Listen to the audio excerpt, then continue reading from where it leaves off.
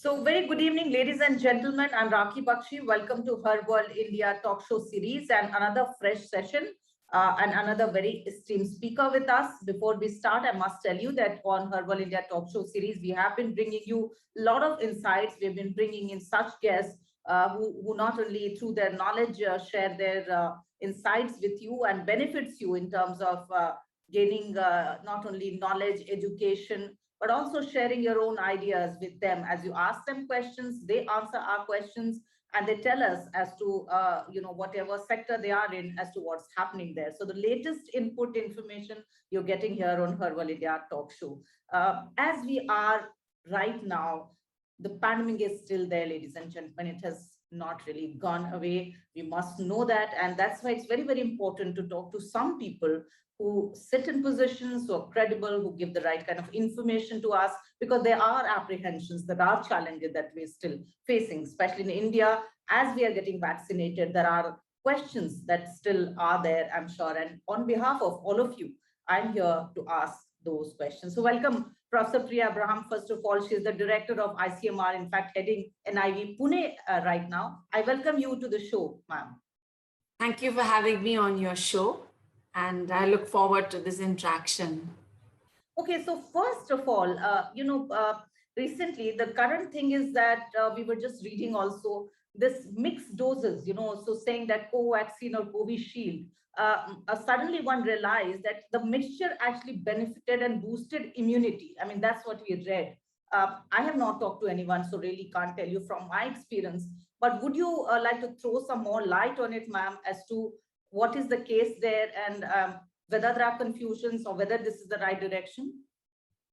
Well, in our experience, we were led to look at a serendipitous mixture of doses. It was not intentional, it happened unintentionally. And we looked at the response rate in those who received a heterogeneous combination. That means one vaccine followed by the second dose was a different vaccine.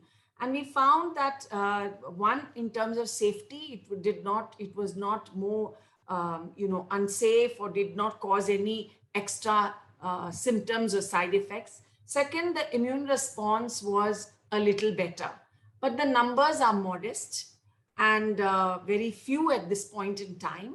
So the government, no other governments have actually taken an official stand on it. But I think time will tell when we would be able to give an official recommendation that this is a safe way to go and also in some way a little beneficial. So right now, this is not a formal recommendation. Okay. So Professor Abraham, looking at the whole journey, I mean, we are still in pandemic, but some time back, let's say a month back, things were really, really more scary than it seems it is now. But where are we? I mean, we are still hearing reports from Kerala, which are really not very good reports. In some other states also, we know that Northeast, for example, is seeing some kind of a surge, and one is trying to handle and deal with the situations. As far as this pandemic and SARS-CoV-2 is concerned, where do we stand as of now? First thing we have to understand is that India is a large and complex country, and each state is like a country. So we might have multiple surges across our country. It's not like this surge comes simultaneously over the different states of the country. So it may be related to one, the level of protection people have, or the level, or even people may have low levels of antibodies because they have adopted very good,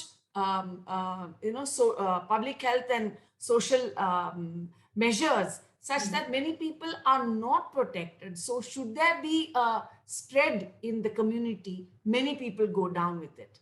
Another factor that contributes to differential positivity rates is, one, of course, there has been a general laxity in that region. Otherwise, it's also because the manner in which they test. Are they testing intelligently? Are they actually catching the most symptomatic people who are likely to be positive? Maybe in some regions, we are not testing intelligently. We're catching people who are at a lower risk, asymptomatic individuals, and they will come positive. So the percentage prevalence will be low. You have tested N number, but you have not tested the people who really are likely to be positive. So these are the factors that lead to variation between the states. And I think now both Kerala and the Northeast is going through their wave. Other states have already completed their wave. This is likely to happen, and it's going to be different as the festivals approach us. Each state has their own regional festivals, which are very big things for them. And if we open it out, then we are going to have multiple, small surges based on the level of, crowding and, merrymaking that's happening, which is done in a callous way.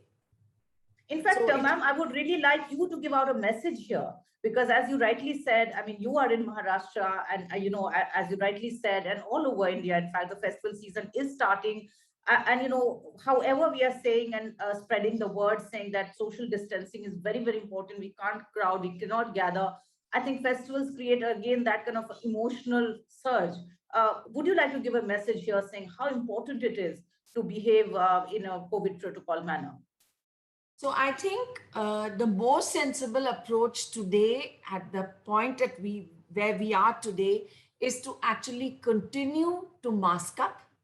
I think now's the time you could get out your designer masks so you can have a nice, a snazzy mask that goes with your pretty outfit. But masking is a must, and physical distancing is a must. Overcrowding is a big no-no. Hand hygiene and respiratory hygiene is also very important. So, we could go with the flow of things and, be really excited about our festivals approaching. But this has to be celebrated in a different manner where we can have fun, but we have to be sensibly celebrating. So sensibly celebrating is the message that Professor Priya Abraham, of course, is giving, apart from many others who really understand the severity of the situation as it is, and only the correct COVID protocol behavior will really, really give us that safety cover, which is very, very important, as you're also saying, ma'am. Talking about some of the cases, and we saw it earlier also, despite vaccination, and we are very happy that we have crossed 50 crores in India as far as vaccination is concerned, but still, after vaccination, also the 2 doses and the complete vaccination, we are seeing cases of breakthrough infections as well.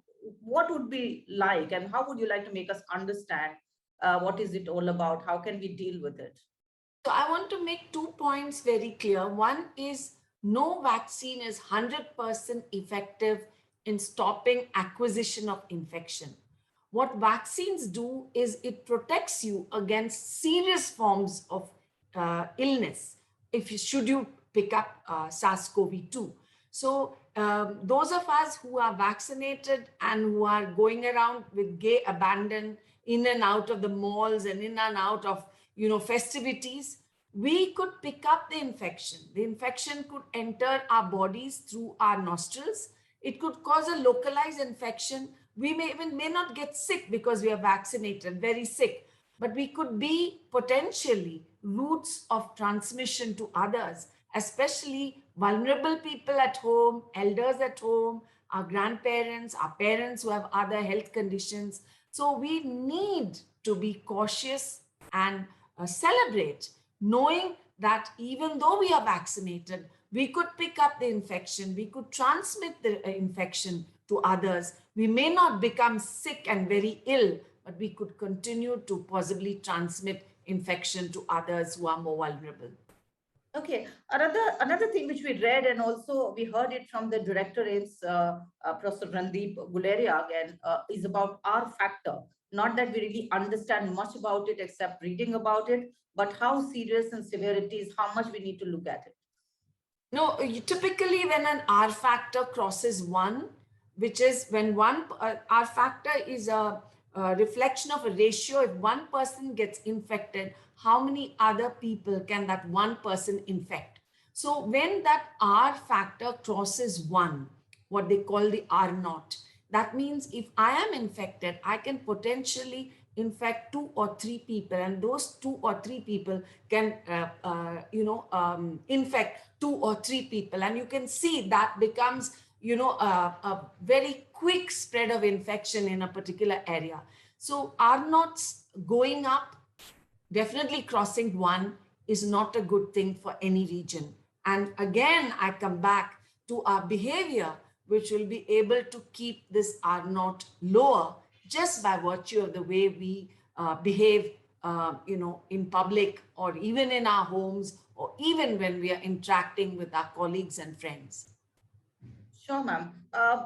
There's this very typical question. Maybe it sounds, but what about third wave that one has been talking about? Uh, how do we need to really look at it? Is there any, again, trend which shows that third wave could be just around? So third wave may happen. We've seen it happen in other countries. Even Delhi had, more than 2 waves. They had, so third waves is likely to happen. When it will happen, how big that wave will be is dictated by us. Okay. So all your questions are actually, I have the same answer to give. The more careful we are, the more responsible we are, we can at least keep that, first of all, delay the wave. And even if a wave were to come, the size of that wave will depend on how good our measures are. Okay, so coming to children again, some people are saying that, children's health might get affected. How true is that? How do we need to look at children and their health in the current SARS-CoV-2 scenario? Well, if you see the results of the most recent Sero survey that ICMR did, you will know that a large number of children were exposed and they were positive for antibodies to the virus. That means they were exposed. The majority of children handle this virus very well. They usually have an asymptomatic illness and we may not even know that they are infected. It is the children that have some other complication, medical complication, which could make the outcome serious for them. Otherwise, by and large, children handle, especially younger children, the younger they are, they handle the virus very well. They at best may have mild symptoms or no symptoms. But as I said, it's only in a fraction of children who have some other medical complication that the infection can take a bad turn. Okay, ma'am, I must appreciate here and also share with our viewers here that we also feel very delighted that somebody look like you. We always say that women should also lead from the front, and you are. We are talking about female health workers, but here you are leading, NIV in Pune, leading it in the health sector, so to say, and creating a very scientific kind of understanding for us. So looking at India, if we look at the whole, sector of virology, the scientific study, the scientific temperament that we should all have, and what I think pandemic has taught us, in fact, these are new learnings, we're still learning. What would you say, ma'am? I mean, how have we really behaved? So in terms of the healthcare sector, I think in terms of potentially future pandemic hitting us, we need to have very robust healthcare infrastructure. It is a preparedness, just like our armed forces have. It's a preparedness we need to have to be able to handle an outbreak which will come from the most unexpected quarters. So that preparedness is very important. But having said that, if we reflect on how the healthcare, the entire bunch of healthcare workers, as well as the indigenous kits and equipment that we were able to put out, I think as a country, we have done well. Like ICMR NIV itself, we were the first to report the virus. And within 2 weeks, we had taught 13 labs how to do the test, the RT-PCR. Today, we have taught 107 virus research diagnostic labs, which are under the Department of Health Research. And over 1,300 government labs are using the technology we've taught them. So day and night, we taught people, mind you, or virtually online, how to do a test, which they had never done before. So from, very low levels of expertise, people have come up to a very good level of expertise. They have risen to the challenge. And we have a number of labs today over 2,000, perhaps as I talk, maybe 3,000 labs, both government and private, that are able to do testing for our country. So basically, The other good thing is we did stand up to the challenge, ma'am. And yes, we stood up to the challenge. The very good reporting network and the portal we have to enter results set up by ICMR, even the government responding to making PPE, personal protective equipment, ventilators. Now we are increasing our oxygen production capacity. Every day we are hearing that we're inching up more and more. And a lot of indigenous kits and equipment have also come into the market. So I think we have not really been lackadaisical from that angle. But as the public of India, we don't need anybody to tell us. By now, common man should be made to understand that this pandemic will behave the way we behave. In the sense, if we behave responsibly, the pandemic will slowly ebb away. But as we see around, ma'am, people have started traveling. You're saying, of course, mask is very important. Social distancing is very important. But, people are not only traveling domestically, but there are plans maybe they are making in terms of admissions for children or their own travel toward plans for business to outside countries as well. But what would you really advise at this point of time as to how exactly the kind of precautions we should really take and understand, and this understanding will lead to our action also? So again, I would say vaccinate as much as possible, get a vaccine, be vaccinated, and the mask is a wonderful kavach for us. So no matter where we are, whether we are at the cafeteria, of course we have to eat, but try to find a place where it's not crowded, where you have a little space around you so you can take off your mask and consume your food. Where especially when you're going to the washroom, the mask has to be on. Again, when you're crowded in an aircraft or in a lobby, look at the place and you will find there are many people around you. So there is no scope for, letting down your guard. In fact, I was in an aircraft recently. I had to go on work and I was sitting across the aisle with a man who was, quietly letting his mask down. Twice the cabin crew told him, put up his mask. And when they disappear, he'd bring his mask down. And then I spoke to him from across the, aisle. And I told him, excuse me, sir, this mask is first to protect you and then to protect others. So please don't do it for anybody else. Please wear that mask. So I think we should also step out of our zones of comfort and, actually tell people who are wearing chin masks, who have the nose sticking out of the mask, or who have, put aside their mask. We are a vehicle to pass this message around so that all of us collectively become more responsible. Okay, one thing which, sometimes trying to understand, we again read, and most of our information, of course, is coming online or reading newspapers, watching TV, and kind of information we are getting. Of course, ICMR is putting out information. Health Ministry is also through its conferences telling us what's happening. But talking about, again, the recent scenario, what is it that, let's say, women should do? The vaccination is happening. Women's health is also of priority, ma'am. What is it, your message to women as to how they should also protect themselves, take care of themselves? Because recently we heard that, the pregnancy and, again, they can get vaccinated as well. And what would you say about the whole confusion about how women should actually be confident of taking the vaccine, taking the right kind of precautions, and still deal with this pandemic and SARS-CoV-2?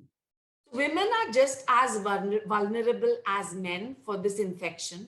And women need to understand that vaccination is very important, and it does not interfere with their menstrual cycle, does not interfere with, fertility issues, can be taken during pregnancy and while they are nursing. This is the first thing they need to know. And a woman is a pivotal person, not just at her place of work, but I think is the pivotal person in a family setting. You know, she's important for the children she's rearing, important for her husband, important for maybe parents there, and important for herself. So I think that women should not put this on a back burner. They should take every effort to get themselves vaccinated if they want to stay healthy. And also that these, COVID appropriate behavior is very relevant for her too. So she is very much a person who should be handling this very responsibly, and there are no additional risks to a woman. Okay, thank you for sharing that. And I'm sure that all the women out there feel as confident, and please go and get vaccinated. In fact, as the experts would say, leave your house chores sometimes, but this is more important, and please get it done. But as far as vaccination is concerned, and you also talk about testing, ma'am, how are we going ahead? Where do we stand in terms of course, the vaccination? Everybody is really trying their best that as many people should get vaccinated. What is it like? So if you're asking me about testing, I think testing has to continue. Testing is very, very important. Testing, tracing, quarantining, isolating, all this is extremely important. And we need to be maintaining our quality. It's not just any test, but a test that will give the result. So I think, again, I need to remind the public that, there was this talk about RT-PCR tests not performing optimally when the peak of the second wave hit us. That was because the healthcare system and the laboratories were overwhelmed by the sheer load of tests they had to do. And I know for a fact that many of the staff who were in the lab were themselves infected. Okay, so we need to, help each other. Like I always tell people, let us not put that load on the doctors and nurses and other healthcare workers. If we are responsible, we do not need to be an agent of putting more load on the healthcare system. So yes, that to some extent, both the hospitals and the laboratories were reeling from the load. But I think our labs are well up to meeting that challenge, and we just need to keep up with it. There is no time for laxity.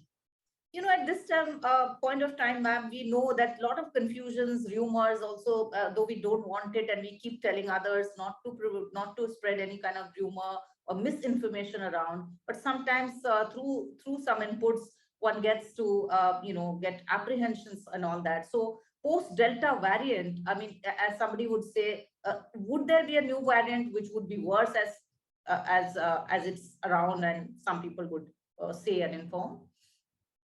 So I will take the question a little differently. I would say that the vaccine and the mask is your protection against any variant. Yes, the Delta variant was extremely transmissible. So it raged through our country. It has raged through so many other countries. Oh, well over, I think, I don't know whether it's 132 countries that are already, and I think my figure is conservative. It's probably more than that. So you know how many countries now have the Delta variant. Even in the United States of America, the Delta variant is raging. Now, knowing this virus, the more you give it a chance to spread amongst a population, it is going to keep changing its avatar a little. So variants are likely to come. And for that, most of the nations have now geared up to doing very good surveillance and, sequencing of strains that are circulating in a region. So every region, including the WHO, is alerting us that there's a new variant about. And again, like I said, if we allow the virus to spread more amongst us, the virus will keep changing just a little bit. That's the nature of the virus. So what we can do is stop its spread. But talking about virology, and I think this, in this pandemic, and I can say about myself and many of us here, is that we got to understand actually the whole importance of this area of health also. But tell us about this whole pattern of understanding the virus. Do you think it took some time, of course, to understand the pattern, the nature? I'm sure everyone was really looking at it, how to understand how it is going to spread, what is the whole nature, and all that. But as far as virology and in India now is concerned, and you're heading one of the important institutions, ma'am, how much do you think we have really got hang on it now? You said that we stood up to the challenge and we have really been able to come together and create some kind of good results to preserve or to take care of the healthcare system. But as far as virology is concerned, can you give us more insights on that in India? I think there has been a huge amount of awareness, not only among the lay people, who are not scientists in themselves, but in the whole healthcare system and among laboratories. I told you how we had empowered 107 laboratories, and now virtually every medical college has developed capacity to test for viruses. People had this larger discipline of microbiology. People knew about TB, people knew about those kind of bugs, but they knew to some extent a little about the H1N1, which common man refers to as the swine flu. But yes, they knew a little, but at that time, the spread of the virus wasn't so much. And we also had an antiviral drug for it. So the drug combined with vaccine, we could quell the spread of this, the previous pandemic to some extent. Now we are finding that this virus is spreading like really crazy.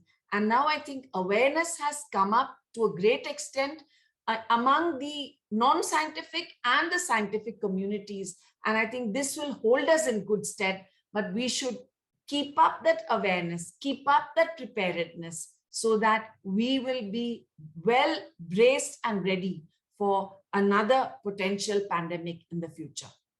And since we work here with a lot of young people, we work with colleges and many of them are young girls, ma'am. If we talk about virology or this whole scientific stream as a subject, what would you be your message to some of these young people who are looking at careers in the science stream, in the areas of science and science research? What would you say? I think we've come a long way. In fact, earlier when I used to say I am, a virologist, people would say, "Oh, you're a biologist." They could not distinguish what virology is and what biology is. Yes. I think that awareness has come up, and I think this whole discipline of virology is really the place to be. I think working in a discipline such as this, you will never be out of business. Okay, that's quite a confident message to whole lot I say it not out of a inflated sense of confidence. I'm just saying it out of our experience from the recent past. As I'm speaking to you, we found that there was Zika both in Kerala and in Maharashtra. We are constantly finding new things. So being in this specialty is perhaps one of the best places to be if you are in the overall discipline of science. And that leads to another small question, is about convergence, is about how do we join together and understand something which poses a challenge before us. So for example, when you talk about virology, when you're talking within the health system and healthcare system, different streams, or then of course the other things that we are looking at expertise, we are looking at more scientific research and their understanding by their own people, but also a little bit about from other people as well. What would you say about the convergence of it all happening in India as of now? Convergence between? So I mean, say within the health system, let's say you are in the field of virology right now, but there are different scientific streams, scientific research also. So how much we should, as a country, give importance to all this now that the pandemic we have faced and we are also going ahead? We should have more understanding, isn't it? I think between different disciplines, whether you're a cancer, surgeon, or you are a person who looks after kidney diseases, a nephrologist, or a cardiologist, or a pharmacologist who looks at drugs, or an immunologist, or vaccinologist, or a virologist. This particular pandemic has just driven home the fact that we have to work in a very complementary fashion. Our inputs in a sort of a complementary manner, in a cohesive manner, will bring out the best outcomes. Nobody can work in isolation. We are interdependent at a time like this. That's very well said, ma'am. Interdependence and also understanding and learning from each other, and then kind of working together, I think would be really looking at good times ahead. Do we have some other questions, team, and somebody who would like to ask a question here?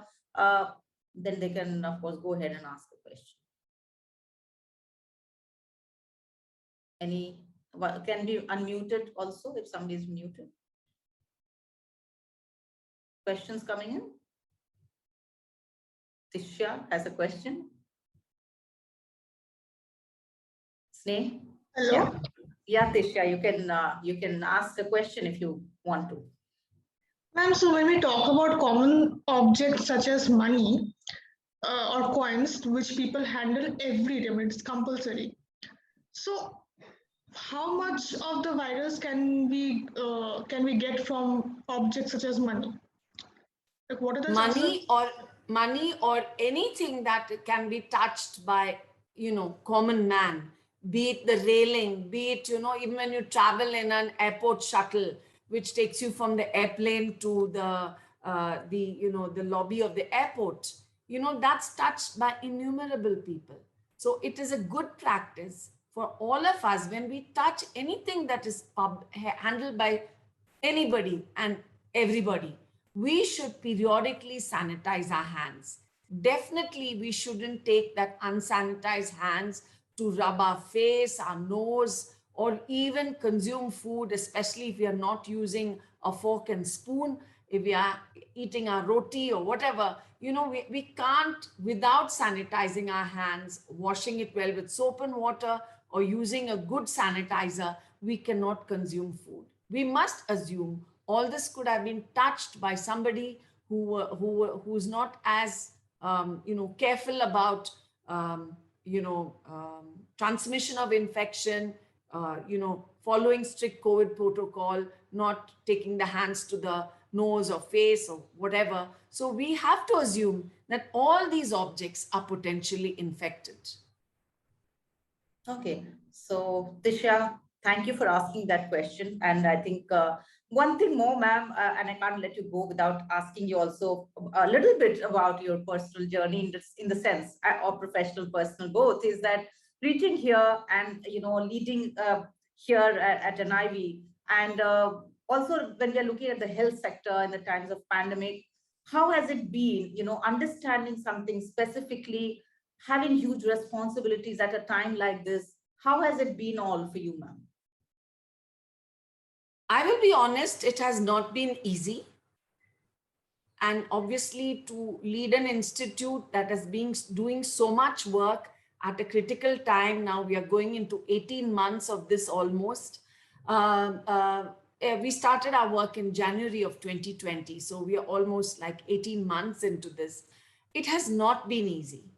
And there's always been pressure from all quarters because everybody was stressed. Everybody did not know how to handle it, be it from individual entrepreneurs, scientists, from the government, from the ministry, because everybody was under stress. So but looking back, I think because of the excellent teamwork in the institution that I am heading, we were able to contribute in several ways. And I look back with a feeling of contentment, a feeling of some sense of accomplishment and gratitude that things went fairly well. Nobody became very sick. There were no transmissions of the virus within the institute.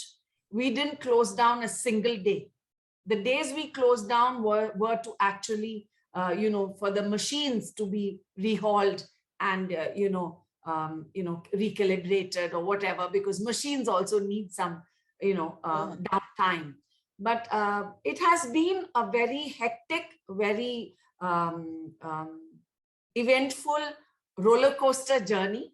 But I think looking back, I feel we have been able to serve the nation. Sure, ma'am, and we wish you all the best for that. But another, sorry to say, small question again about our health workers. Actually, the way I think we need to salute the health workers, the entire spectrum, whether at doctors in ICU to paramedics to nurses to other medical staff. I think they have really worked 24/7, and I think as a team, as you're saying, at the institution, ICMR, NIV, but apart from that, all over India. I think health workers have really done a commendable job.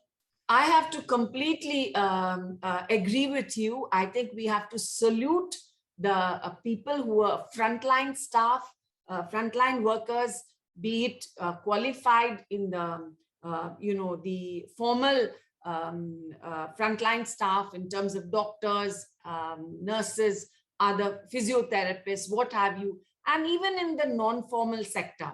They were there facing the suffering and putting themselves at risk, at immense risk, because they were going back to families after having been at work for long hours in the midst of all this suffering and lot of infection around them. So that is what I had earlier mentioned. If we truly appreciate them and if we truly salute them for their services in being responsible citizens, and making sure we don't either pick up the infection or transmit infection to others, that would be our best tribute to the work that they have done for this whole period of the pandemic. Thank you so much, ma'am, for your valuable time, for all your insights, for all the valuable information that you've shared here on Herbal India Talk Show. And we really also feel very grateful to you. And we also show our gratitude to all the health workers here. Of course, to you, more power to you from leading from the top as you are from NIV and the institute as prestigious as that. And ICMR, our health ministry, which is keeping an eye on things as they are happening. And thank you so much, viewers, all the participants. Please watch it on YouTube also, this show later. And of course, we are also available on social media. We're on LinkedIn, we are on Facebook, Twitter, and we're on Instagram. Do send us your feedback as well, and we'll come back to you with more themes, more sessions, and more enlightened speakers. Professor Priya Abraham, thank you so much today for talking to us here. You're welcome. I'm here, and I'm signing off on behalf of my team, which is also of a lot of young people here who really work hard backstage. I thank you all once again for watching this show.